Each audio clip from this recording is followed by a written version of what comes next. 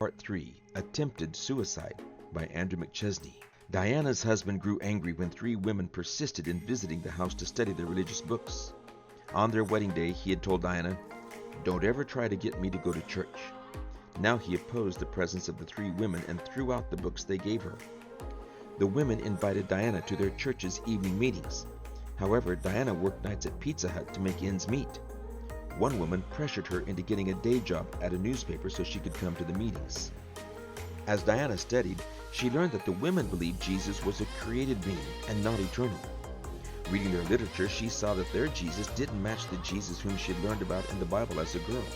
Then Diana and her husband separated, and she moved with their three sons to Santa Fe, New Mexico. With no child support, friends, or family, she worked full-time to pay the bills and care for the boys, who were 1, 3, and 5 years old. Falling into an abusive relationship, she started thinking about suicide again. One day, after dropping her sons off at daycare and school, she went to a gun shop and bought a gun. She knew how to use it from her Navy days. Sitting on her couch at home, she loaded the gun's chamber, pulled back the hammer, and pressed the gun against her chest. An all too familiar accusing voice rang in her head.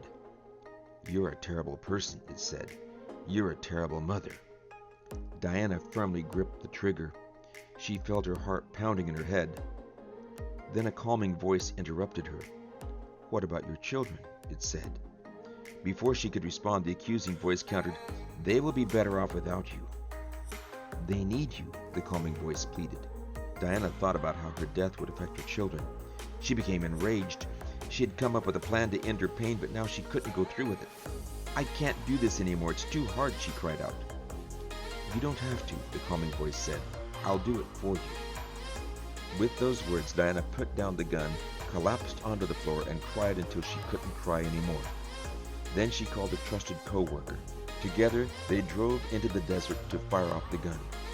Later, when Diana tried to return the gun shop owner refused, saying, "It's been used." "But you have to take it back," Diana insisted, explaining that she had given a bad check. The owner reluctantly took back the gun and didn't report her to the police.